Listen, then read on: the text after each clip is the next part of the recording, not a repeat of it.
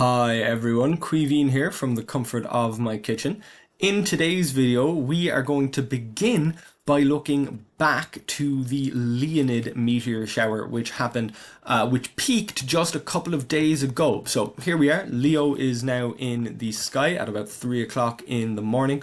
If we bring up our meteor showers, we'll still see the radiant of the Leonids.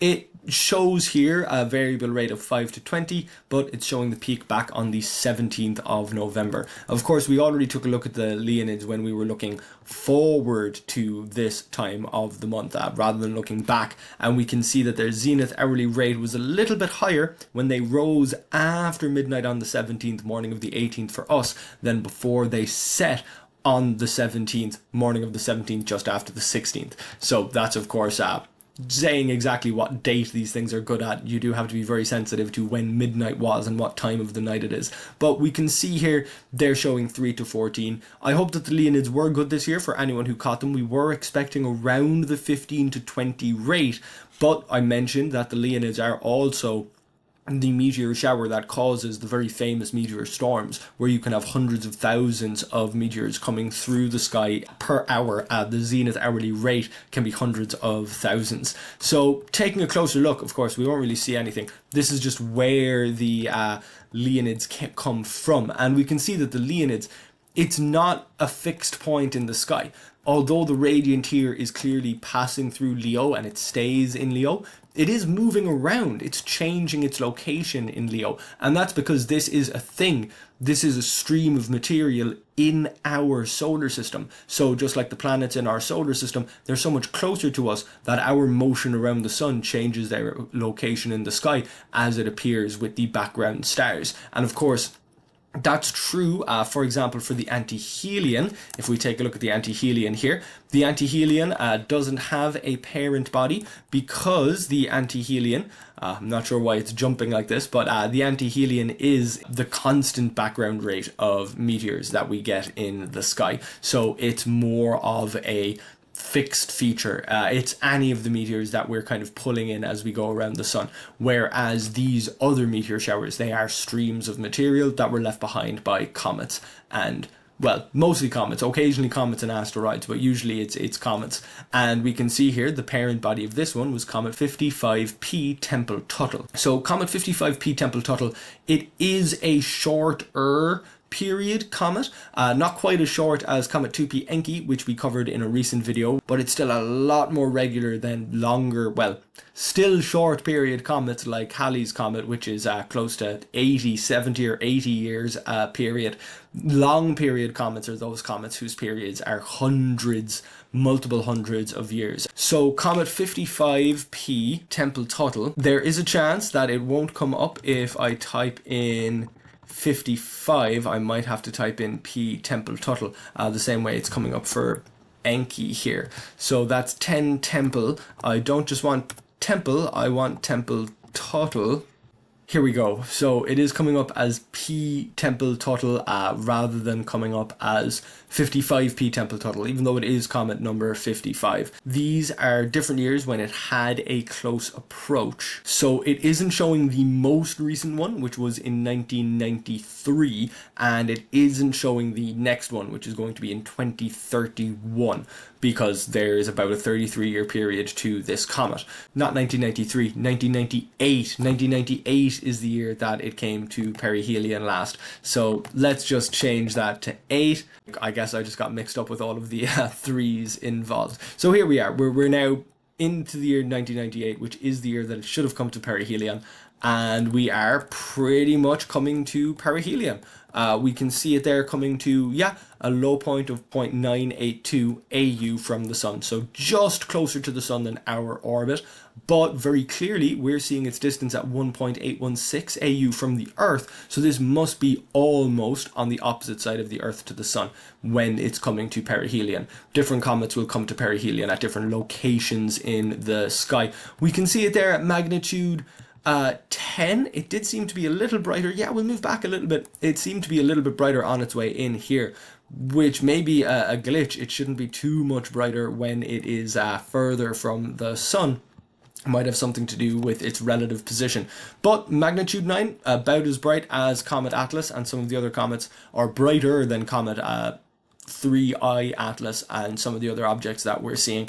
We're not seeing a dot or anything here, but again, that's likely because of the fact that we're looking at it in 1998 when this estimation comes from its orbit in 1965. So we'll very quickly go to 1965 just to see if it will produce a tail. So here we are looking at 1965.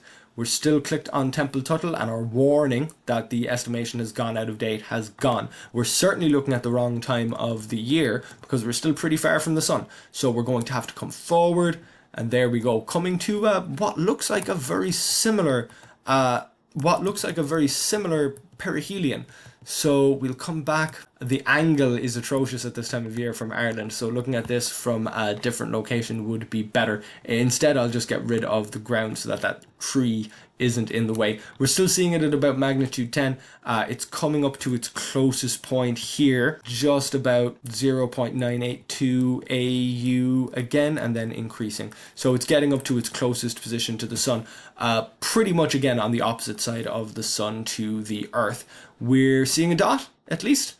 So that's good. We're seeing a dot. It's only 10th magnitude, so it wouldn't look amazingly bright anyway. If we come down much closer to the equator, it's a little bit too far. There we go. That's close enough. That is going to put the comet higher in the sky, higher off of the ground when the sun has set, which should make it easier to see. It's under the ground, so we'll have to pull back a little bit. You know, it is still too close to the sun in the sky, so it looks like this particular comet would have been a tricky one to see because it is much fainter when it's further from the sun and higher in the sky in a position where it would be more feasibly visible. This wouldn't be a terrible view of it, but not quite seeing a tail here either. That's Comet Tempel-Tuttle from the Earth, and it is the parent body of the Leonid Meteor shower. So we'll just very quickly come back up a little bit closer to the modern day. We'll come back up to the peak of the Leonids, and we will head out to the Solar System Observer. We're going to head out to the Solar System Observer so we can look down on this comet from above and hopefully demonstrate one of the really interesting things about this comet, besides the fact that it provides the Leonids for us. It not only is an interesting fact about the comet, but it tells us a little bit about the Leonids, or explains something about the Leonids to us. So let's bring up our orbits. I don't think I will need to bring up the orbits actually. As long as we grab Comet Tempel-Tuttle here, we should be okay. So we can see that this comet is currently, I'd say, outside the orbit of Jupiter. We'll start moving forward year by year because otherwise this will take far too long.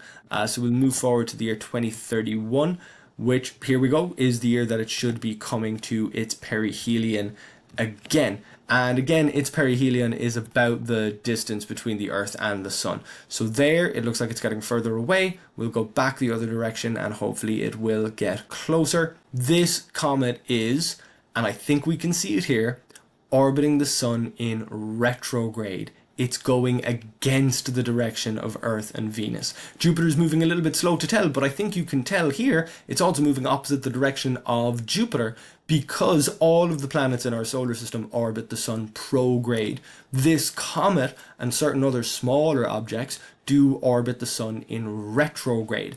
The retrograde motion of Venus, Mercury, and all of the planets is an apparent motion. It's really illusory. So there we go. We can see the comet very, very clearly moving the opposite direction to the Earth around the Sun, being a retrograde comet. And that means that when this comet leaves behind a trail of material, that trail of material is also moving retrograde. So it's crashing into the Earth essentially head on. Both things are moving towards each other rather than the stream of material moving the same direction as the Earth and our gravity having to pull it into our atmosphere. The material is coming straight at us even without our gravity pulling it down, which of course it also does.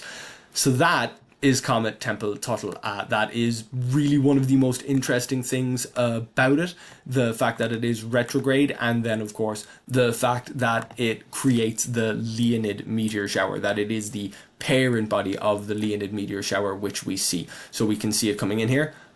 Just about, yeah, crossing the Earth's orbit just there. And as we remember from the numbers, its distance to the sun got just under 1 AU, but not much closer than that. So its perihelion is really right on our path. So it leaves behind a lot of material there, and that material is also traveling roughly the same direction as a comet, the stream of material that the comet leaves behind. So that's just a little bit on the Leonids, which of course have just happened back on the 17th of November. They'll happen again next year, and we will talk about them again then. Of course, all of my orbits are still up. I hope that you enjoyed this look at the comet which gives rise to the Leonid meteor shower, and a little bit of a look at the Leonid meteor shower as well, or at least a little bit of extra information about it. If you did enjoy this video, then please do like it. If you enjoyed this topic, then please subscribe to my YouTube channel. And if you'd like to read this information, you can head to my website, queevinscontent.ie. Thank you very much for watching, and hopefully I'll see you back here next time.